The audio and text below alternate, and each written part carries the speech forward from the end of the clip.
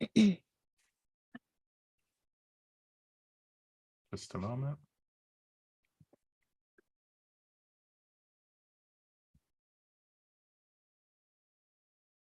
All right, welcome baseliners. We are live for another baseline show. Awesome. Yeah, thank you. It's Wednesday, March 22nd. Welcome baseliners. We are live. And we have a guest this Awesome. week. Yeah, thank you. It's Wednesday, March 22nd. Welcome baseliners. We are live. And someone must have a video Yeah, on thank you. in the background. Is it gone? Okay. Yeah, it's All right. Yes. Hello. That was an extra amplified welcome today. So today we have HyperOracle joining us. I was lucky enough to meet Swade at the ZK Day in ETH Denver and learn more about HyperOracle, and invited them to join our baseline show today to learn more about their recently published white paper and what they're working on, and then talk about some synergies with the baseline protocol. So first, maybe we can start with some introductions for the team, and of course, an intro on what HyperOracle is. But Swade, I can hand over to you first. Yeah, thank you, Sonal, and thanks for having us on the show. We're super excited when you guys invited us to the show. Because we do feel like we are a ZK project, right? So there are definitely some synergies and also overlap with what baseline protocol is doing. So just a high level of what HyperOracle is. We are a ZK Oracle network, and it's programmable that safeguards blockchain security as well as decentralization. So that's really the key purposes for our existence. And we also have a set of meta apps. So at ZK Day, we actually launch our MVP. So there are two of them. One is called ZK Indexing, as well as ZK Automation. So from the names, you can hear that from it, we make on-chain data accessible and also secure for developers. And we also do off-chain computation. And after that, we also help developers bring back the off-chain computation back on-chain for smart contract automation. So HyperOracle really empowers developers to interact with on-chain data in new ways. So that's the general overview, and I can definitely hand that off to Carton for more technical discussions. If there is any questions that the community has, we are definitely happy to answer. So right now with our team, we have 12 people. Still very early stage. We started since last October. So currently we have mostly dev and also cryptographers, researchers on the team, really working on how to optimize the ZK side of things, right? With the proof size as well as the proof generation time. So this is what we're doing. And I'll also hand that off to Carton if no one else or the community has any questions before that. Okay, all right, Carton. Yeah, thanks the intro from Shay. So yeah, so basically we are working on the programmable zkOracle network. So what we are essentially doing is like we use the zero knowledge proof to ensure the integrity for the node. So right now the Oracle network we have, they're using staking and slashing mechanism, most of them, and like under this mechanism, decentralization and security are trade-off. So you cannot have like really decentralized Oracle network, and also it's pretty safe because like more decentralized means like the easier access for you to get the information from the malicious node. And then staking mechanism is not enforcing the data and computation correctness. And so in HyperOracle, we replace it with the zero knowledge proof. So zero knowledge proof will enforce the correctness from the nodes, and the user will be able to, the client will be able to verify it once it receives the computation result. So yeah, so this is the basic structure, and let me share the screen to show guys the technical architecture for it. Can you guys see it? Yep, we sure can. Yep. So HyperOracle, this is our first zkOracle network is only for Ethereum, and we proposed this like basic idea for what a zkOracle should look like on Ethereum. So we should contain these 5 components And the most important part is do the recursive proof for the consensus of Ethereum.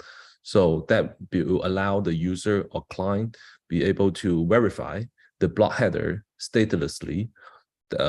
So basically, like right now as the phone, and then you don't need to have any previous blockchain information, and then you can testify if the block header, the HyperOracle node send you are correct or not by using the recursive proof. And then the second part is the event proof that basically to generate the proof for the event data, because we know like Ethereum have 3 kind of data, and then also the proof for the state data that contain the user account balance and the store in the variable for the smart contract, and then also generate the proof for the transaction. And the most important part is that we also have the zkVM that to customize the that generate the proof for customized logic, so the user be able to generate the proof with the way they want and aggregate them and do computation and do the filtering and decoding in the way they want. Because we know like zero knowledge proof is like it takes a lot of resource to generate the proof, so it's not going to be free. So the user will be want to limit what kind of variable they want to have the proof and what kind of variable they don't want the proof. Because like we know the when we generate the proof for the zkPOS, you essentially is generating proof for the Merkle partition try, and then that will only contain the bytecode, and the client cannot use the bytecode directly, so you will need to do the decoding and filtering from it. And after you have the proof for it, you have 2 ways to attestate it. One is like you do it on chain, that we call zk automation, and then you do it off chain, we call it zk indexing. So let me jump to the part here. Yep. So like for zk indexing, basically you take the on-chain data and then generate the proof for the part you do the query, and then send it to a front end, send it to a phone, so that user will be able to access to the blockchain information statelessly. And for the zk automation, basically we do the off-chain on-chain data and do the off-chain computation, and then put it back to resell back to the blockchain when the condition is triggered. And the condition also is related with the blockchain, that we also generate the proof for condition. So the user will be able to, by having the zk indexing and zk automation, everyone use Ethereum will be able to have like a decentralized blockchain data query, and also have the decentralized blockchain automator for their smart contract. And yeah, we think like decentralization is the most important part, right? So so that's why that's the key value for the blockchain. And what decentralization mean to us, it means like unstoppable program. So like once we launch the Oracle network, we cannot even start by ourselves, and it will be a like a real decentralized way for us to do the interaction with the blockchain. And this is a basic intro for the HyperOracle right now.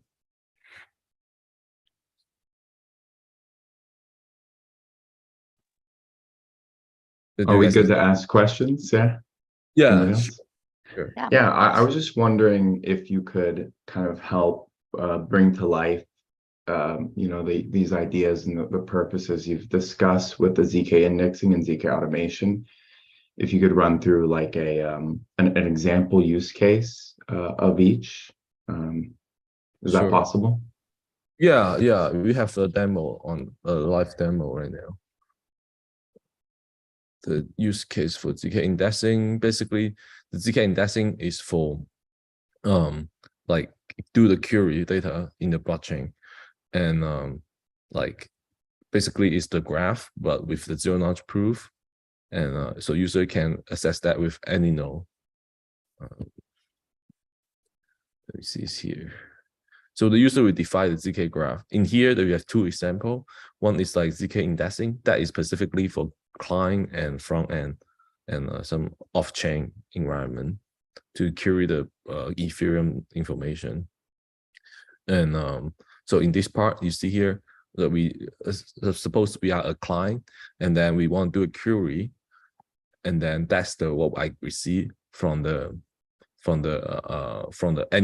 someone's node, someone's HyperOracle's node, and then I have the proof, I have everything, and then I can right now like testify it to the verification, and then it passed the verification. The verification can be on-chain and off-chain. We are making an off-chain verifier into a browser, because a verifier is pretty small, so it's possible to make in the browser, but we're still working on it, so it's not showing in the demo, but it will be in our MVP. And the bot, if I do any modification, suppose that I'm malicious node, I change one digit, and it will do the verification, and then it will give you the invalid result to do verification. And this is just a demo. So in the whole POC is supposed to be 3 set of the proof for the block header, the proof for the decoding, and the proof of customized logic. But because it's demo, I only have 1 set of proof.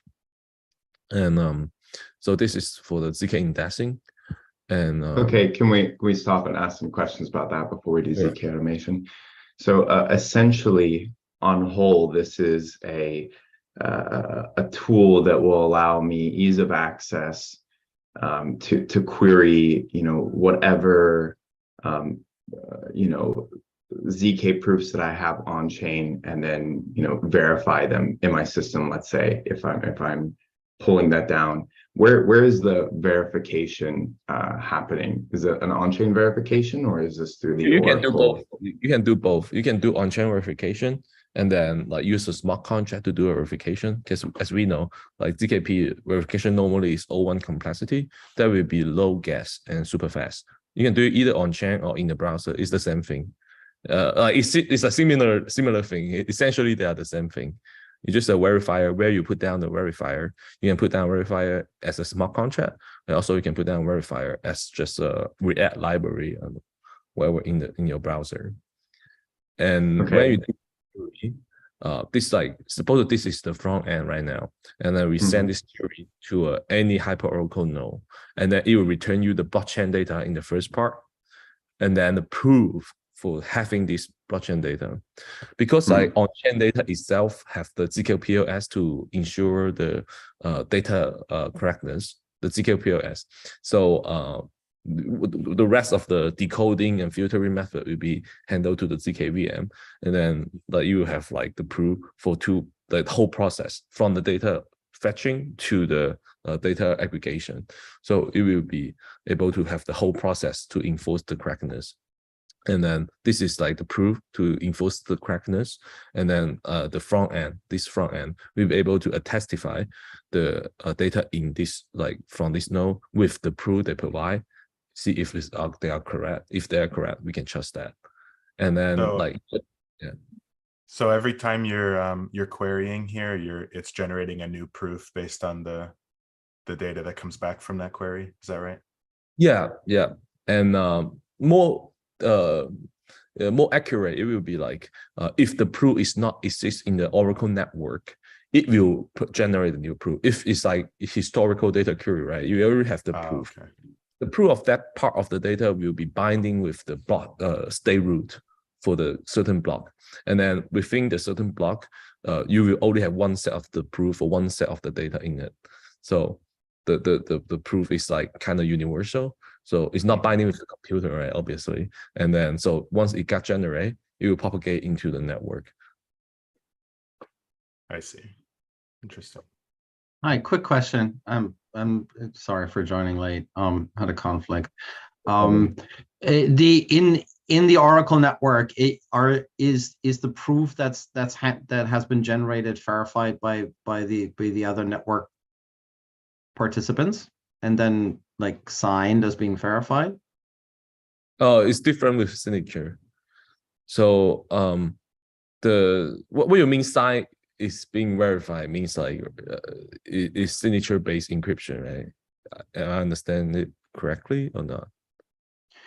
So if you take in a block header, for example, right, and you generate the proof of correctness for the block header, that's done by one entity, right?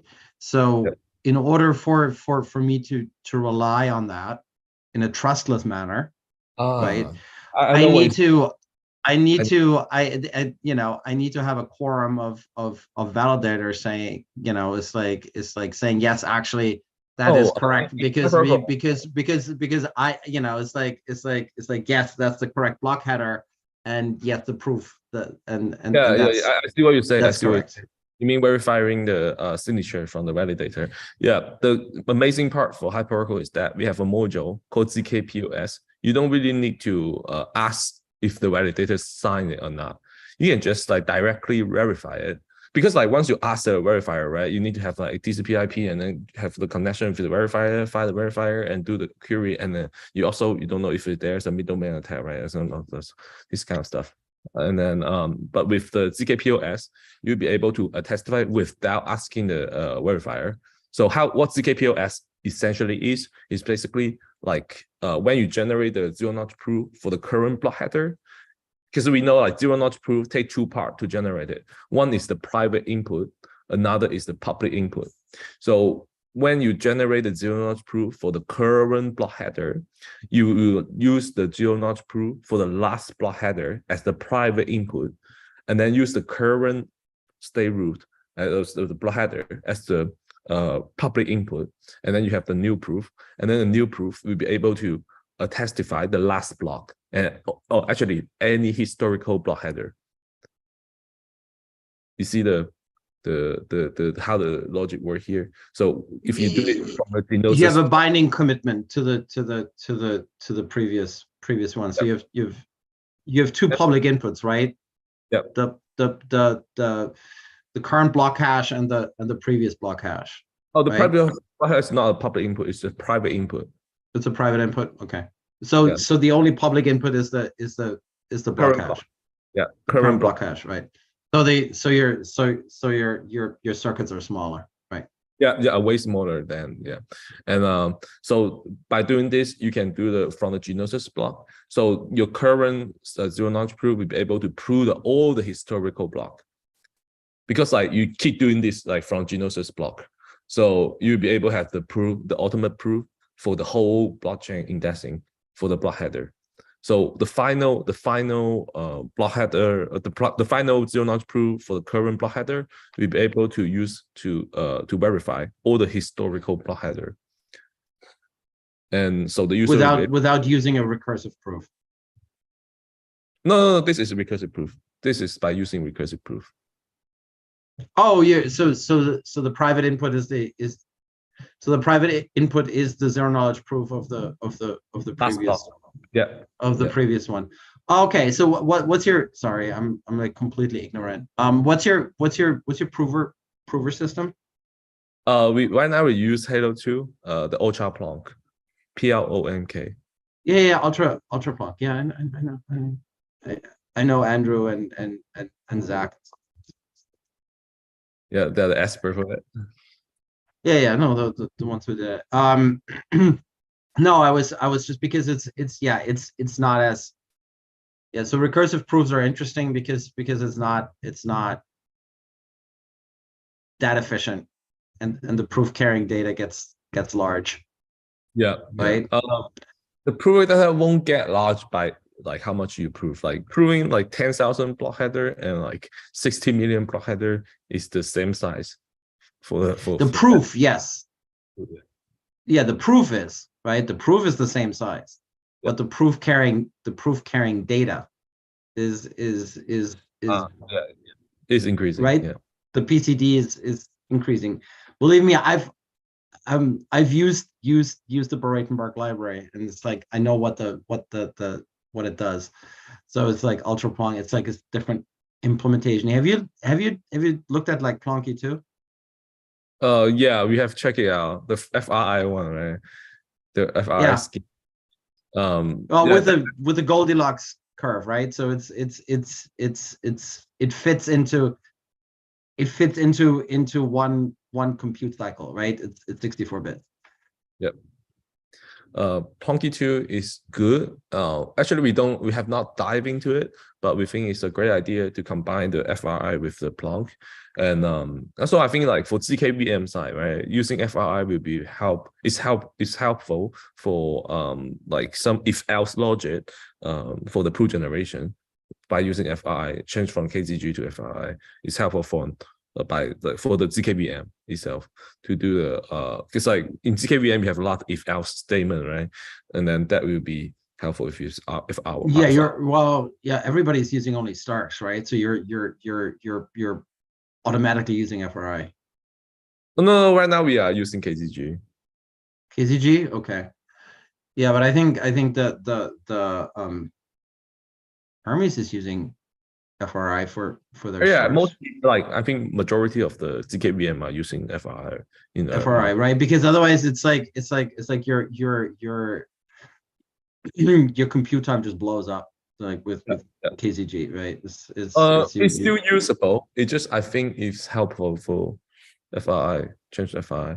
But like right now we're having a new kind of schema. So FRI is like not distributed or parallel compute still, and but like in some tensor structure, some chat protocol, you'll be able to have that to do a parallelization. It depends on your use case, right? If you're computing stack traces, then it's kind of like it's deterministic. So it's like there's not a whole lot to parallelize, right? Yeah, up to the use case, that's true. And for some like zkML function we'll provide in the future, we think about to have a new kind of library that elaborate with another project to like increase the zkML ability for the Oracle node, and that will require a strong parallelization when you do the zkML stuff. Oh, zkML, yeah. That will require a different prover system that can be effectively parallelized. And I think also the the arithmetization details will become then really important. Yeah, true. Right. Yeah, sorry, I didn't want to hijack the whole thing. It was I just came in from from left field. Yeah, we have in the baseline standard we have a whole section around authoritative data or external data. It's like authoritative and non-authoritative. So that's why I think this is really interesting to look at that at the HyperOracle as an example of how to use ZKPs as a validation method for external data, because you can use that for any, right? It doesn't have to be doesn't have to be a block header. You can use that for price data. Yeah, it's true. It's just like we don't. So once you take off-chain data to the blockchain, right? Like it will be a lot more problem security-wise. So we cannot really be trustless right now. So we think we will work on that in the future, or work with another project in the future. But right now, we don't want to get involved with like off-chain to on-chain process. Yeah. So I don't know. Have you looked at ZK Bridge? Yeah, we definitely check that out. They are a strong team. You mean they changed the name to polyhedra. Yeah, polyhedra. Yeah, polyhedra. I looked up the paper detailedly.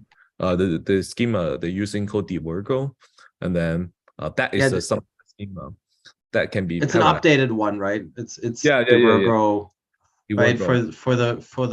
For the signature aggregation. I find that's a really interesting idea for DKPOS. Yeah, it's pretty similar. It's just like we're having the Halo 2 the Plonk implementation, but they are using the DLTs implementation. I think like right now KZG for the BLS aggregation, the BLS is a signature inside the header, and then like the BLS aggregation and proof generation is still okay. It's like you are not that fast, like, but it's okay to be used. And DWorkle definitely can accelerate the process. But only problem is that it's not like, it's not using the zkVM, right? It's not using on zkVM in any zkVM. So like once That's true. But if you're using it to get off-chain data on-chain, that's a very acceptable. Yeah. That would be a good idea for them to aggregate the off-chain data on-chain. The DWorkle itself require multiple interaction. So because some chess schema, right? So when you have the process like folding the matrix to half size, and then like that will require you send let the verifier send you a random number to the approver, and then approver be able to throw the matrix to half size, and then say again throw it to half size and stuff like that. And then we think definitely it's an interesting idea. We also see it in another schema called Hyperplonk that is doing the similar stuff. Yeah, isn't there? Couldn't you just use a for the folding? Can't you just use a fiat Shamir for that? Can you? Yeah, I guess you can. I'm not sure about it. It's just like what their paper is just the right. I haven't looked at it in like detail, but it's like when I saw the folding, which is basically just what you're doing like in a start, right? So it's like to make it non-interactive, right? So it's like you would think you don't have to do that if you're using at least if you're using a pseudo-random oracle, you can and then doing a fiat Shamir, you should be able to do it. I don't know about Stark in this part, but like in Stark, I don't think it's be able to fold, right? Like because it's like a Merkle chip based oracle, a Merkle chip based ZKP protocol, right? So like I don't think Merkle chip be able to fold like Matrix does, right?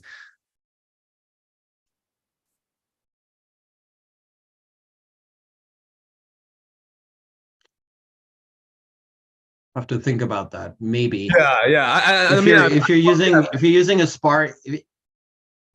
a sparse Merkle tree, then you can represent sparse Merkle trees also as a matrix, right? Yeah, as a matrix. So then the structure is a bit different, like because like in a you have like the hash pointer and also have the number itself. So like when you fold it, the vanish for the hash pointer, right? Like you mess up the structure. You have vector matrices, right? So it's like that's right. Yeah, I don't know the detail. I just thinking about it right now. Yeah, I would. Yeah, I'm just sorry. I was like completely geeking out here for a second. Sorry about that. Carry on. I'm sorry.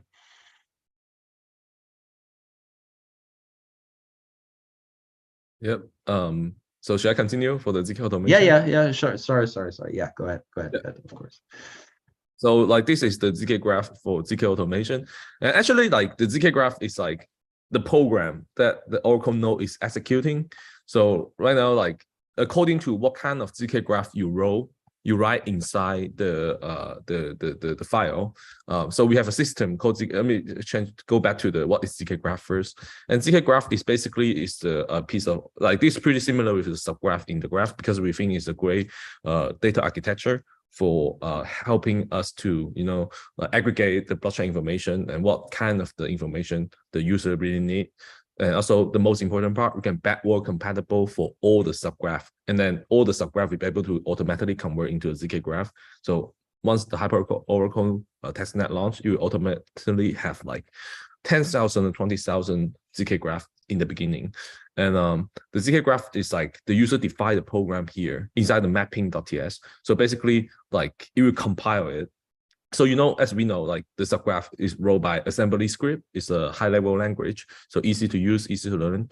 And then we will compile it into a provable binary, and then put in the zkOracle. So basically, the zk graph is the program. You want the programmable zkOracle, the programmable part. You write a program inside the zk graph, and then so right now we are open a new zk graph, and then because the behavior inside this zk graph is automation. So like if you execute automation. So when you do the query, You also have the proof of the whole set. Give me a sec. It's supposed to have the thing pop out. And give me a sec. Automation here, and then so this will be the zk graph for the automation triggering. So actually this will be more complicated because you need to define the information condition, and also need to define the what kind of behavior and computation you want to do off chain. So right now it's pretty limited. So we only can do like 30 line of like assembly script and compile it into a provable binary. And so this is like the basic zk graph right now we have. And seems like I worry about I run out of the testnet token, but it seems that it's still working. Yeah. So in every block, you generate the proof for the condition. If the condition is triggered or not, then submit it to the blockchain. And then if it's not, submit to the smart contract. And if not triggered, you can just not trigger. But like still need to prove to say, hey, you have not triggered the job yet. And then like once it's triggered, like right now, like all the conditions are satisfied. So it will send the proof for the condition and the computation result to the smart contract, and the smart contract will call the verifier smart contract to verify it. And if it's correct, it will, like execute the rest of the job. And this is basically the auto trigger for the Ethereum price right now. So in here, we basically define if the Ethereum price is more than a certain price, you'll be able to send this like the proof for the price right now to the smart contract that used to verify it. But like also once you verify it, right, you'll be able to also trigger another contract as your target, as your destination, like what you want to do with the data after you trigger it and it show correct, and then you pull out another contract and send it to that contract. And this is basically zk automation. Any question for this part?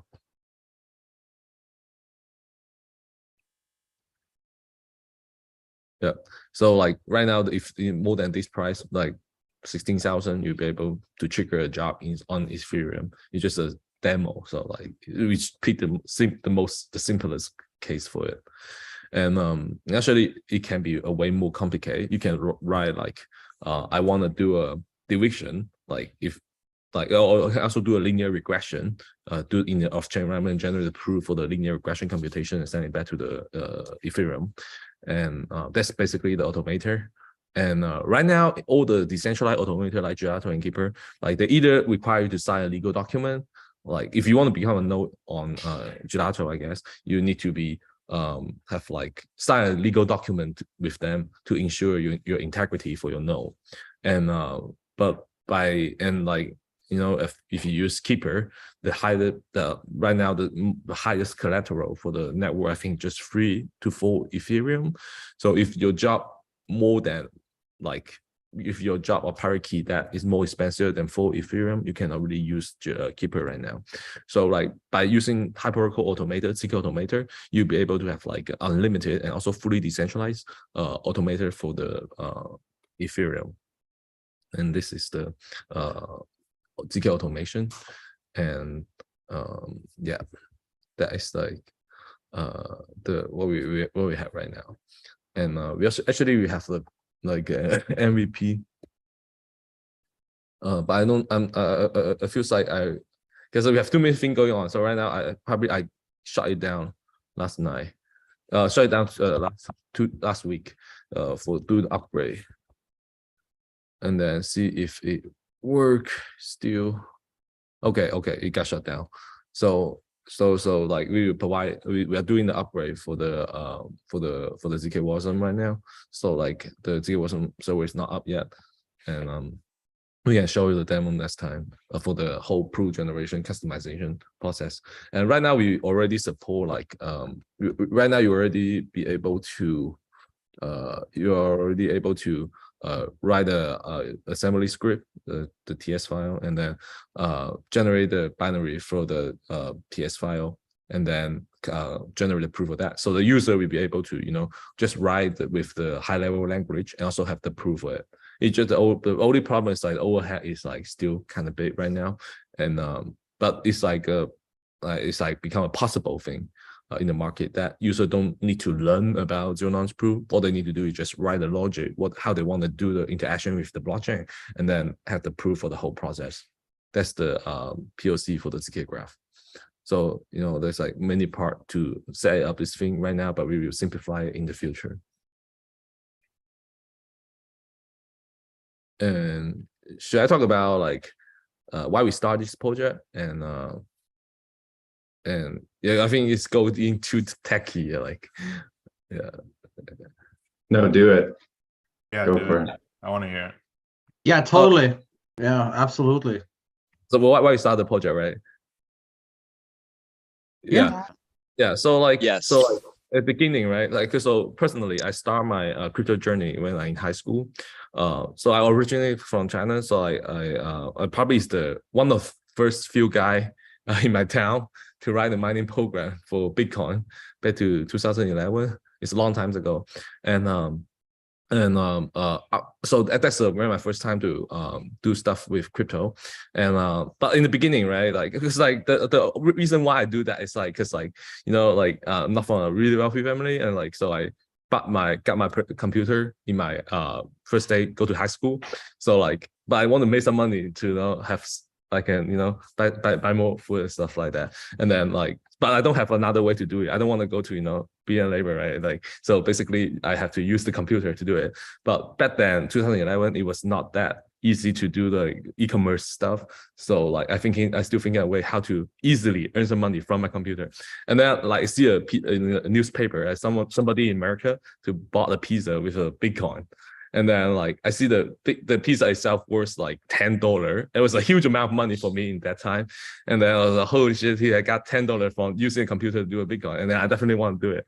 And then like I do the research on how to do the, you know, mining for the Bitcoin, and then wrote the program for it. Like back then, like 2011, it's possible. It's still possible. Use your personal laptop, bad PC to do it, but right now it's impossible.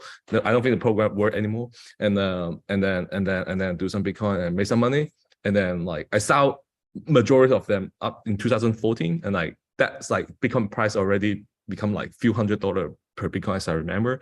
And I sold all of them, and I'm not, but majority of them, because I think it's like just a gaming token, and then I don't think it actually have a long-term value in that time. And then I come to America with this money, and then start school and stay in US, and then live and study in US. And my interest changed from crypto to physics and astronomy, and so yeah. But I still thinking about like I still pay attention on like Ethereum, the growth of Ethereum and kind of stuff. But later on, like when I graduated from the bachelor from my University of Arizona, and I begin to think about like begin to like do the app development on Ethereum, and then but I found out the only option you would be able to fetch the blockchain data in your front end is doing the Ethereum or Alchemy, like, you know, this kind of centralized provider. I mean, Ethereum and Alchemy are great. It just like it's like limitation for the technology in that time, right? So I begin to think if we using the only way for us to assess the decentralization thing, the blockchain, is by a centralized RPC provider, right? Then we like limit the meaning for using the DApp. Like all the authority need to do is just shut down the services for like certain IP, right? Like certain RPC provider, the central RPC provider, and then like nobody can access that DApp anymore, right? Like you require the user to install a GAF and then do interaction with the blockchain by a command line, and then like they will limit the usage for the DApp. So I begin to think like, do we really have a way to, you know, receive the blockchain information by anyone, and also be able to verify it easily? And after I get out from college, my first job actually is in Google, like for the cloud infrastructure. And then also later I work in TikTok for the cloud infrastructure too. So I better like my working experience, like I know two technology. One is called TEE, the trust environment thing. So basically you do the encryption inside the CPU, and then like only the CPU can decrypt the information, kind of like that kind of stuff, a hardware encryption. Another is like zero knowledge proof. And but in the cloud, the funny thing is like in the cloud infrastructure, majority like cloud provider will choose TEE instead of the zero knowledge proof. So like I think in cloud infrastructure in Web 2, like TEE is more than zk. It's like win over zk. And but actually back to the blockchain, right? You don't have that many TEE environments, so like the zkP right now is become more useful. And so like after I learned this concept, and I began to think, is it a way to do it? I think about it like about 2 years, and then like I tell this idea to another senior developer in Google, in Facebook, and then they were like, "You are crazy you're crazy. Basically, it's impossible." And then I made the first version of HyperOracle. Like basically, we call it zk graph back then that time. Basically, the graph plus zk, and people think like how you resolve the problem of block header. And actually, I don't really familiar with the recursive proof concept back to a few years ago, and then I begin to think about it, and then until I see another paper talking about called zk relayer. It's from a German scientist, I think, and then like zk relayer was like in 2018, 2019, and then the idea actually like give me the idea how to testify the block header statelessly, and then I begin to describe the idea to all the senior that, and they still think I'm crazy. It's impossible. Like don't waste your time on this thing, and like.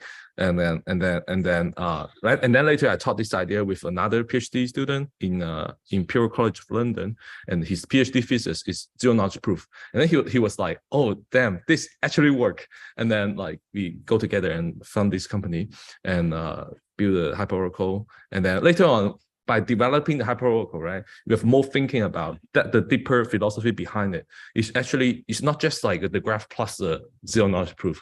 Essentially, it's like you're using a ZKP to ensure the integrity for the whole process, for the node to fetching data, from fetching data to manufacturing the data into the resell, the whole computation process. So because like when you're doing the HyperOracle development, you will find like the ZKP has only solved the machine code problem, the bytecode problem, but it's not solving like how to decode it and how to do the computation, how to do aggregation problem. And then later we find out like with the zero knowledge proof to ensure the integrity for the node, you'll be able to have actually an oracle, like oracle that is 100% correct, and I mean 99.999% correct. Plus is because of that, so you don't need to like be centralized to have this security. So you'll be able to open source it and then duplicate this image to everybody's computer, and people will still use it. Like by like so like we solve a huge problem in the Oracle network essentially. And later, like I mean recently, like this month, we find out like HyperOracle network is not just an Oracle network. Essentially, it's like we call it synthetic blockchain. So like once you think about this, once you have the zkPOS and zkPOW for the Bitcoin. So right now we are using the zkPOW implementation for Maxwell, it called Zero Sync. And then that is like really great work. And then like so you'll be able to testify the nouns for the Bitcoin, also testify the block header from the Ethereum. So like by having these two consensus ledger, you'll be able to have something we call it synthetic blockchain. Essentially, HyperOracle is like a synthetic blockchain that will be able to the safeness. So if you want to take down this network, you will need to take down Bitcoin, take down Ethereum in the same time. So this network will stop. And so we don't have our ledger. We use Ethereum or Bitcoin, and then we provide the data aggregation of chain computation for these two kinds of network. And then like this is like the new thinking we have recently for the HyperOracle. Can you give a specific use case where we're combining, so like combining the graphs of Bitcoin and Ethereum is useful? Yeah, so the most important part is definitely the security. So like if you want to fetch a Bitcoin data or fetch a Ethereum data, you want it decentralized, completely decentralized. You can fetch it from anybody, and nobody can ban your fetching behavior. And then the second one is like by fetching it, you only got the bytecode, right? You want to do the decoding, filtering, and computation or aggregation. So like that process is also important for business industrial level usage. And then send to the client.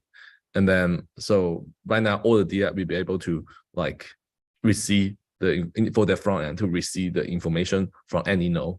And then like an automation would be actually is a huge deal. Like, so automator right now we don't have like a fully decentralized, also pretty safe, like very safe automator. So by having this, you'll be able to have unlock a lot of stuff. We call it DeFi 3.0, and then it will be another concept in the future. But like essentially what it means, like it's fully on-chain derivative, the ZK automation, for example.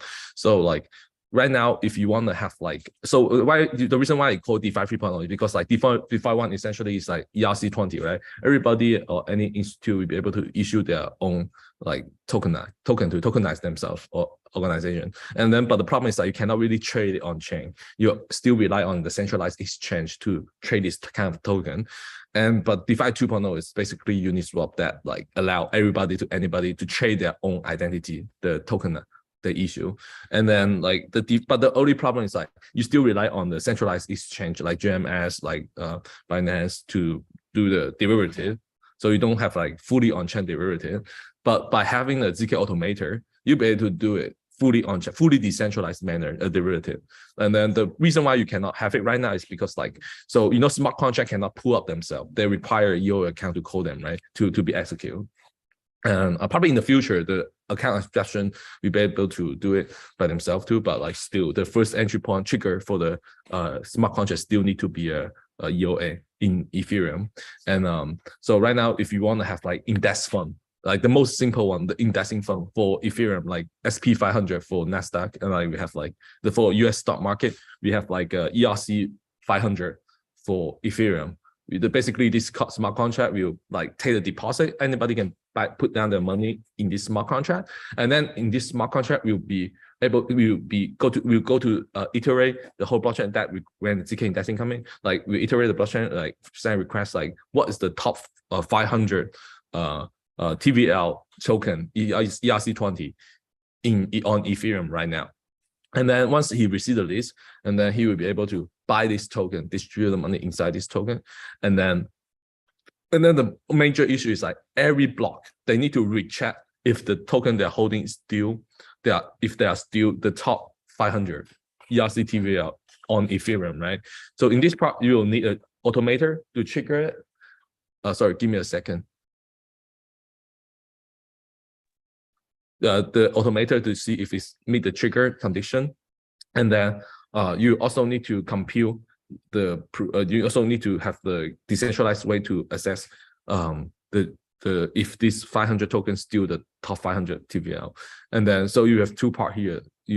So right now, like you only can rely on the centralized trigger or the centralized trigger, because the amount of this contract gonna be huge, right? But for centralized trigger, you'll be able, you cannot tell if they are cheating, like if they are reporting their own token as the top 500 when it's not.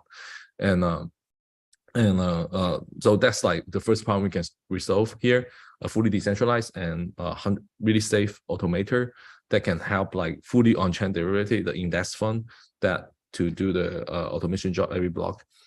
And then that's the first one. And you have a lot more use case for that. You know, like you can have a fully on-chain index fund that can, like, you know, do the hedging model off-chain that nobody can see their strategy, and then report. They only what they have in the contract is just the hedging strategy, the model commitment. So, you know, zero knowledge proof, like you cannot really use the commitment, go back to the computation process. And then so like you can put down the whole hedge function off-chain by having it on the HyperOracle network, and then like, and nobody can see it too. And then like you can use it to trigger the HyperOracle network, use the Oracle network to trigger your job, like, but nobody on chain will be able to see it. And that's like but you can verify that the hedging model was executed correctly. Yeah. Like, yeah, that's right, because each step is the input. It's I got it.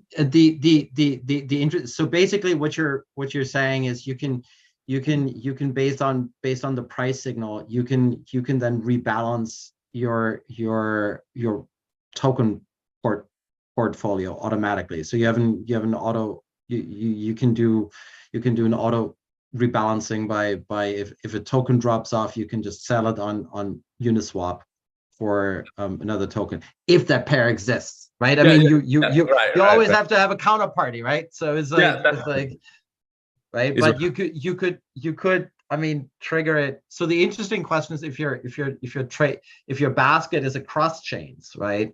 So the real interesting thing becomes when your basket is across multiple chains. Yeah. Right. Then you're again, that becomes the question of do I want to, so it's like Cosmos, but using zero knowledge, so you don't have to like rely on others as price oracles. You can prove the integrity, but it still needs to be sort of like the portfolio will still have to be, there has to be some form of state machine that allows you to do these things across something like that. Yeah, right? We used to have a module called zk messaging, and later on, because like the idea by using Oracle network, it would change the concept of like cross-chain. So like we don't call it cross-chain anymore, we call it status synchronization. So basically like, which is what baseline does, right? What baseline is trying to do. Oh, that's great. Yeah. Like, so right now we are not working on it. It's just like we provide this programmability for the user to, if they want to synchronize like the status for different chain, they can just program the Oracle to do it in their way, the manner they want. And because we are not going to host a light client in another blockchain that to do the cross-chain messaging stuff. Like, it's not gonna be provided as like default function. Like, so the default function already have like zk automation and zk PLS, the zk indexing, and then like the user be able to program it with their own cross-chain network, like not just baseline, and like like it's open source, right? Because like, and then like people can also use it to program the cross-chain messaging and then stuff like that. But like our focus right now, like it will be only on Ethereum, and right. No, I mean, but like messaging, you can just use if you could get agreement, you could tap into the libp2p network and just use that for messaging forwarding. You just need to know where it is, right? Yeah. Actually, it's like, like that's like the abstract idea for it, but it's like more security problem to concern when it goes to the detail, right? Like, is it because in a real network you have a lot we call it dark forest hunter, that will basically try to break your network, break the messaging. Yeah, but if you're using gossip and your network is large enough, the probability that the message is not going to be delivered is, and if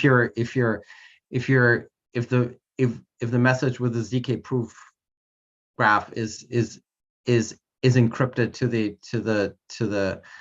to the key of the recipient, then there's nothing really anybody can do, right? Yeah. Like, there's a lot of space to explore this thing. Yeah, but like, so but it's not our thing to do. No. You guys need to focus on one thing and one thing only if you want to be successful, right? Yeah. This is awesome. This is awesome stuff. Do we have any questions like from anybody in the on the YouTube stream or not from the stream YouTube, yeah, but maybe anyone else in the call. Yeah, I got a question.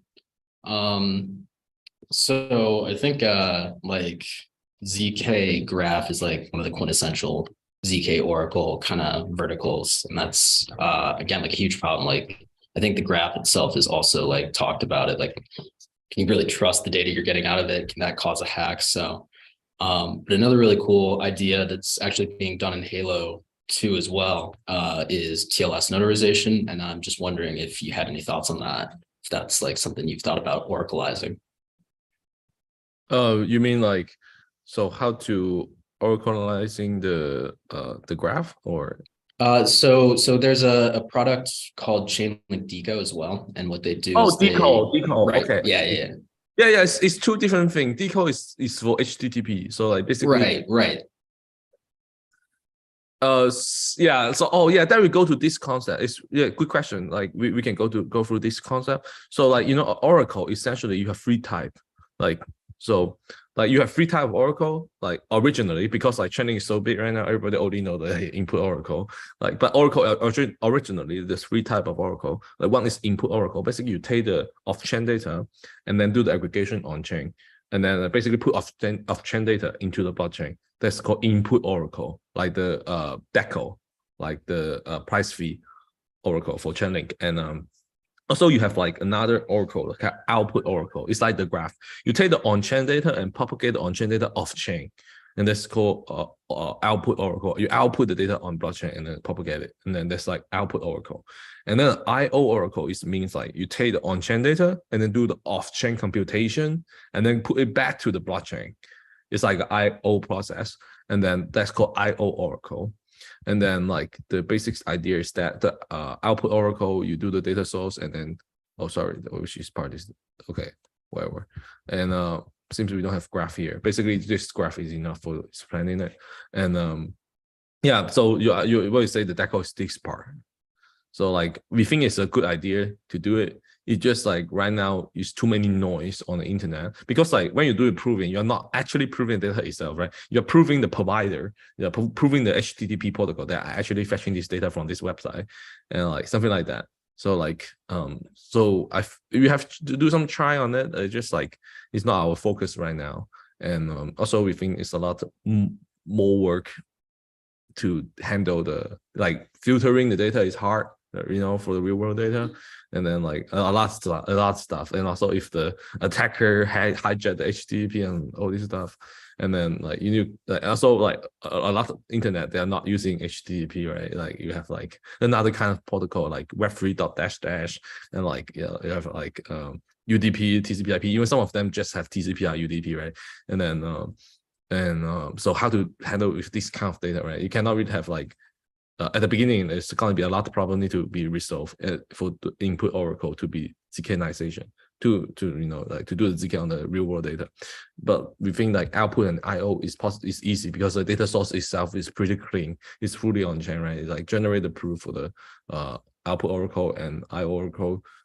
Like it's way easier because like the data source is very clean. It'd be really practical to use it at the beginning, but like for input Oracle, like DECO and all kind of similar work done by people, and it's not that like practical to use it still right now. It's kind of dangerous.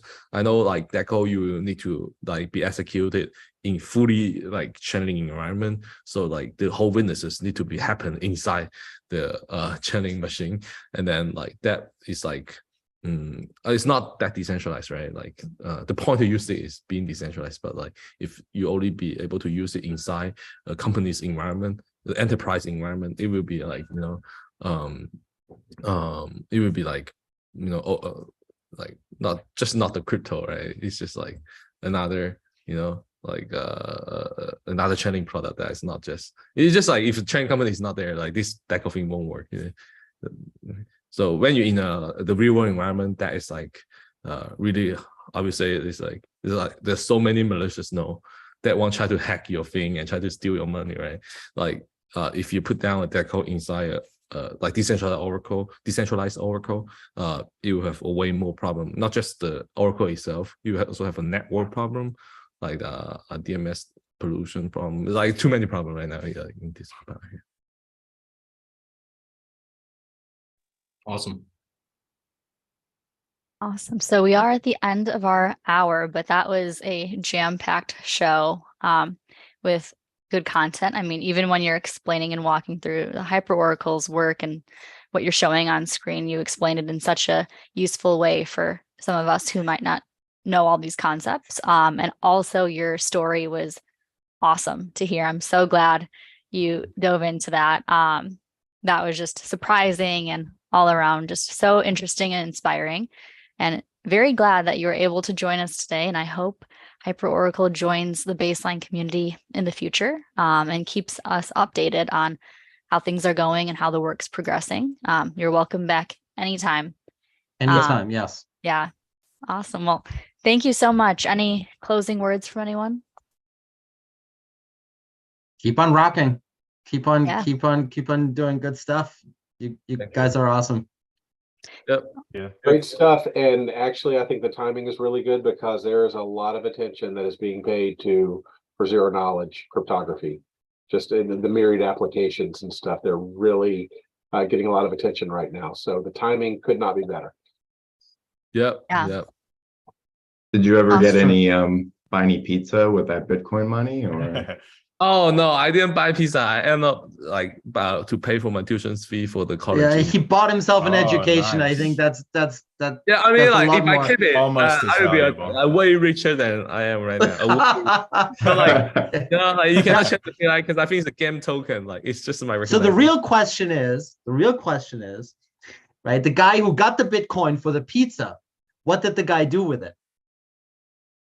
I don't know. Yeah, like, that's a really interesting question, right? It's like, because it was like what, 10,000 pizza. Bitcoin or something like that. It's like, yeah, it's yeah, like- it's Oh. about- yeah, it's like, oh wait, I have 10,000 Bitcoin lying around. Like Probably lost 5 it years. in a hard drive I lost somewhere. lost the It was on a hard drive. Where is my hard? Yeah. There's like a friend of mine had that. He had like 5 Bitcoin, like, and he's like, damn, I lost my private key. Can you help me find him? Like, dude, what do you want me to do? Yeah. Yeah, you cannot really do it, like unless you have Yeah. quantum computer, right? Like that. Yeah, it's Awesome. like, yeah, that's actually the hope for a lot of people, that is like they're all going to IBM and getting like, could you use like, you know, crack crack SECP 256K1, please? You know, it's like, okay. Yep. You said that faster than I can say my own phone number. All right. So on that All note, right, thank, on that thank you so note, much, Carton. And I know Suede had to drop, but everybody check out HyperOracle on Twitter, LinkedIn, and on their website. Thank you all. Have a Yep. good week. You Thank too. you very much. Cheers, guys. Thanks for Thank you for sharing. joining. Bye. Bye-bye. Bye.